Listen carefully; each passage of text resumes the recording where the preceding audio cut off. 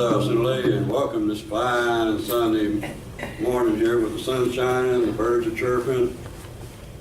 We're having some good singing this morning. Appreciate everybody. And this morning we're going to have our reading from Magah, Ayadollah, 4:35 through 41. That's Mark chapter 4, verses 35 through 41. I'm going to flip to my supersized version here so I can easily read it. On that day, when evening had come, he said to them, "Let us go across to the other side."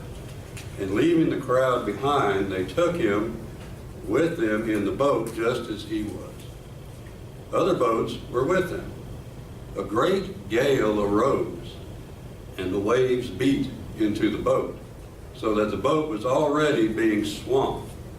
But he was in the stern, asleep on the cushion. And they woke him up and said to him, "Teacher, do you not care that we are perishing?" He woke up and rebuked the wind and said to the sea, "Peace, be still." Then the wind ceased, and there was a dead calm. He said to them, "Why are you afraid? Have you still no faith?" And they were filled with great awe and said to one another, "Who then is this that even the wind and the sea obey him?" Wow, pretty heavy stuff. You know, in this reading today, you probably noticed through the hymns and the other songs that we have, we've got a pretty consistent topic going here today, and that is calm within the storm, in which we are looking at peace. What does it mean to be able to be at peace, to have peace in the world that we're in? We heard earlier a little bit about what's going on in the world today, and like many generations before us, things are pretty rough right now. There's a lot of chaos going on. There's a lot of emotional challenges, physical challenges. We are constantly surrounded by difficulties every single day. And we react to them in our own way based on our environment and our support systems, or the lack of them. You know, this whole nature versus nurture conflict's been going on for a long, long time. Still hasn't been sorted out. But you think about it, and when your people are raised in homes where there's a lot of conflict, there's not a lot of good, healthy boundaries, there's not a lot of good behavior towards each other, they tend to react more strongly to the stressors in their lives.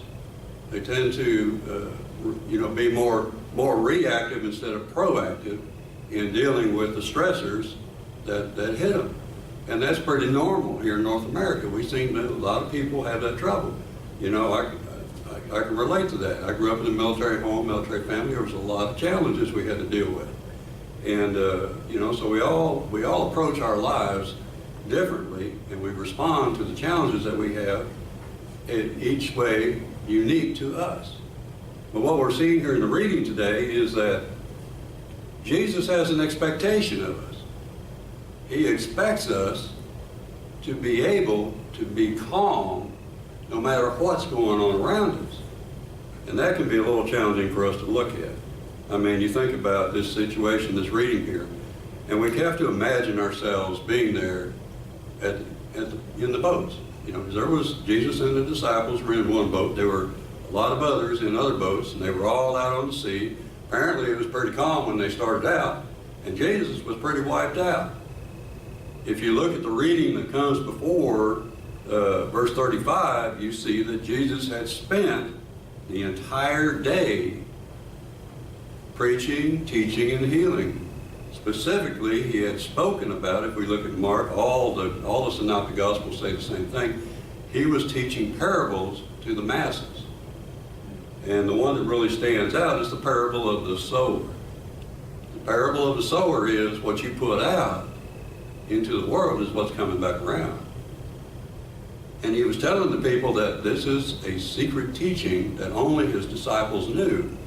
And we find out in the readings that they didn't understand it any more than anybody else. And he had to pull them aside and say, "Look, this is what it means. You know, I thought y'all would get this by now." He assumed that the disciples, after walking around with him, being with him, listening to him, reading and learning from him, that they would understand what he was saying, and they didn't. It was still over their heads. Something was wrong there. We don't know what happened. But he took time and he explained it to them. And then they got into this boat and they headed out to water. And he was tired. He fell asleep. He was at peace. He was calm. He just passed out. But then this storm kicks up. And it's a great storm. It's not a little bitty storm. Now, these boats weren't exactly huge. There are a bunch of Navy guys I've met up. We've talked about these boats. And they're not anywhere near the size of the boats that many of the Navy veterans that I've met have been on. And so, you know, it's a different connotation. Now, I've been on little boats on the ocean when the waves kicked up. And it is spooky. It's pretty scary, especially some of those things, you know, going up and down. I remember my wife and I, when we got married, we took our honeymoon in Freeport, Bahamas.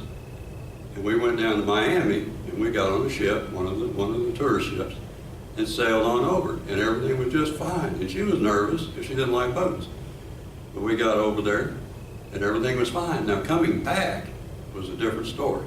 Coming back, there was a great storm. And the waves were kicking up and slamming into the boat, just like it was reading today. The boat was rocking back and forth so much that they had to close the galley because they couldn't keep the food on the tables.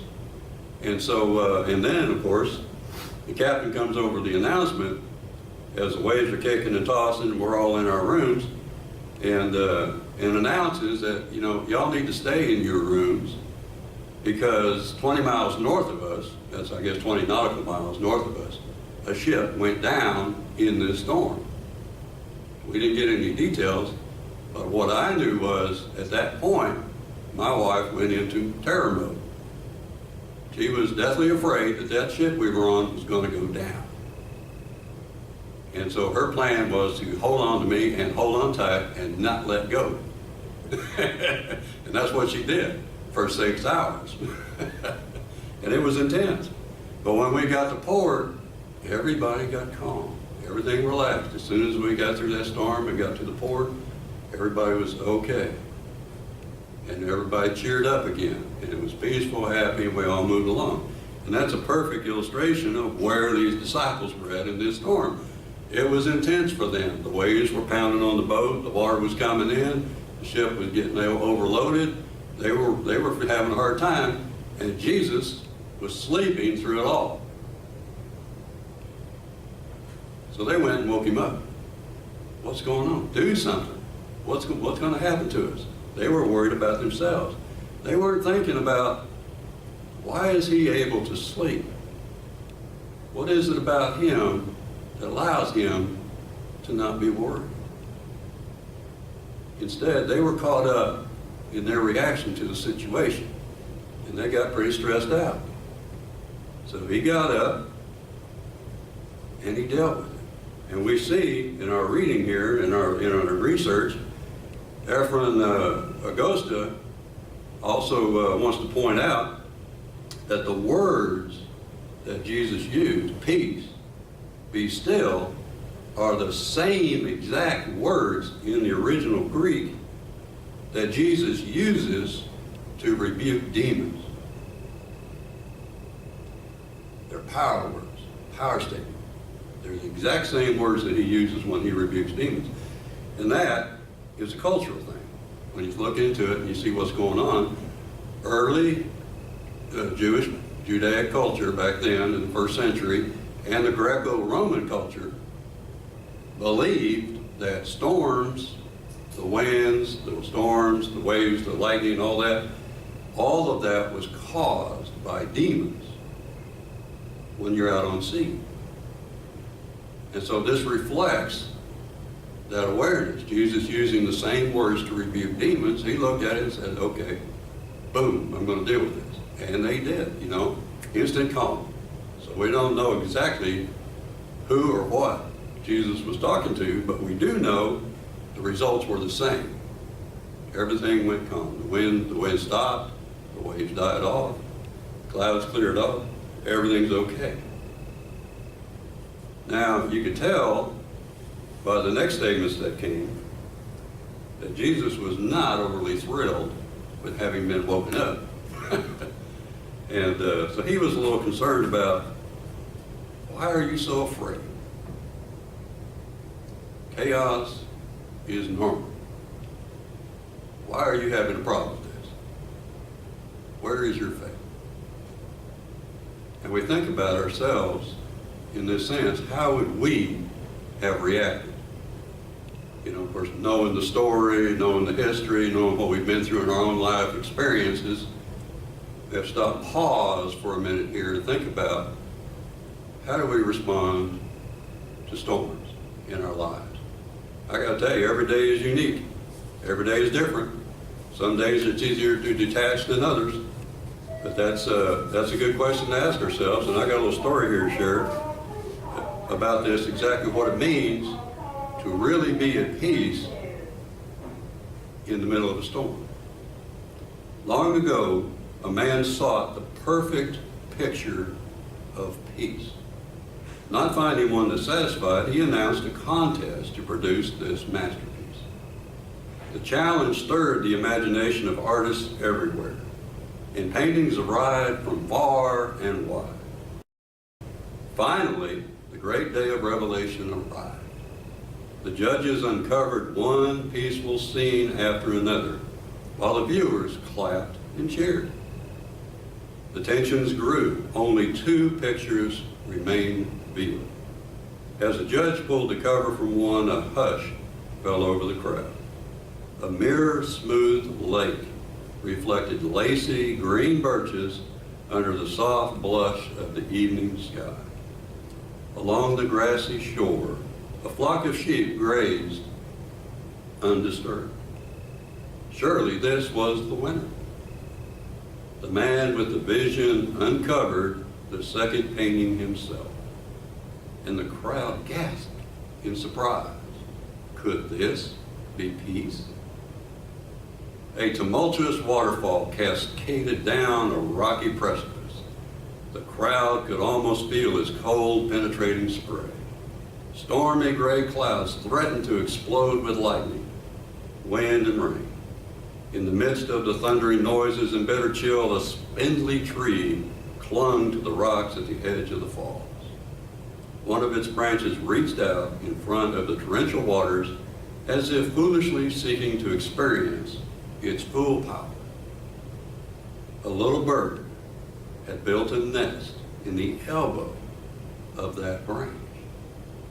Content and undisturbed in her stormy surroundings, she rested on her eggs, with her eyes closed and her wings ready to cover her little ones. She manifested peace that transcends all earthly turmoil. Now that's a picture of peace. A little bird sitting on a branch at the edge of this monstrous waterfall in the middle of a thunderstorm, completely content. Now you got to ask yourself, if you were in a storm like that, would you have been peaceful? I've been in the high country. I lived in the high country for many years. I've been through some pretty heavy duty storms. Been in tornadoes here in Oklahoma. We've had them bouncing around all over the place. And I remember back in 1975, we were living in Altus, which is the Kiowa name for high place.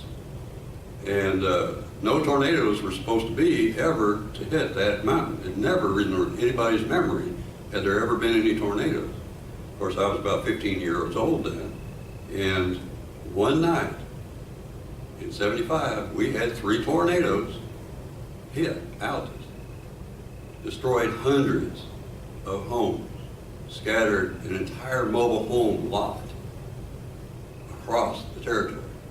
I think it was 300 mobile homes were wiped out in one night. And I saw them. I saw what they looked like. There was one not far from our house that had exploded because the eye had come right over top of it. And this thing had literally exploded and was scattered abroad all over the place. Debris everywhere. It was a mess. It took forever for the town of Altus to recover from that. And so I understand what it means to be in the middle of that storm. And I remember my family, we didn't have a storm shelter. We were in the town. My dad was stationed at the base out there, Altus Air Force Base. And so all we could do was get into the bathroom in the bathtub and hope for the best. And fortunately, we were on the part of that side of town where the tornadoes went across on the west side of the city, and we were on the east side, so we didn't get hit. But everybody on the west side had all that stuff going on. Regardless of that, my sisters were pretty stressed out. My mom was stressed out, and I was like, well, okay, here we go again. Because we had gone through this when I was even younger down in Texas, stationed down at Del Rio at Laughlin Air Force Base. So I can tell you, it's not unusual to get worked up when there's a big storm going on. You get worried about it. And the same applies today. People go out into a lot of lengths to try to stay safe. So we worry about storms. And Jesus is asking us, why? Why are you worried about all this? Do you not have any faith? So faith is the key here. Faith is what Jesus is talking about here. He's talking about a great calm, because when he talks about this storm went away, when Jesus rebuked it and this storm stopped, we're talking about galene megala. We're talking about a great calm, not just an average everyday, like it's nice and calm outside right now. Gentle breeze. Yesterday it was nice, gentle breeze, good weather. It was a beautiful day. We're talking about a great calm, glacial calm. Have you ever been up in the high mountains and you see the lakes up there? Because I've been up there and I've seen these lakes just absolutely looking like a mirror. You can't tell where the lake ends and the sky begins. It's that calm. It looks like they're just one. It's really amazing. That's the great calm that Jesus brought upon the entire land. And it was a reflection of the calm that was in his spirit in the midst of this storm. And he wants to know why we aren't like that. What is going on with us that we are not yet at that place? And I got to tell you, I'm not yet at that place all the time. And it helps to know, to have that image of what it should be to be able to move forward. And Jesus is saying, it's all about faith. It's all about the faith. To have calm, to be able to deal with the crises that have come into our lives, it's all about the level of faith that we have within us. And that's an ongoing process, at least for me, to continue to work towards, to have that image within my own spirit that Christ had when he was in the middle of that storm in that boat. Because I guarantee you, as soon as that boat started bouncing, I would not have stayed asleep. I would have gotten up. Because I've been in that situation before. There's no way I can sleep through that. Now, other situations, I have slept through. But that's another story for another day. But today we think about that, and you have to ask yourself, do you have that level of faith, like Jesus, to be able to be in that great calm in the midst of the storm? And I know many people are dealing with some really great storms within themselves right now and today, and that includes one of my family members. My stepdad just got recently diagnosed with a highly aggressive bladder cancer, and he is anything but calm about it. And so I understand when there's things that happen, it's really hard to be calm about that. I know there's patients that are dealing with people in this world even today that I know, those who are watching, who are dealing with emotional challenges that are way beyond that point of being able to stay calm. And they're really stressing about it. So I encourage you to think about, what do you need to be able to get to this place? What do you need? What will help you to get to this place? And there are all kinds of challenges in our lives that try to distract us, to dislodge us from walking our faith.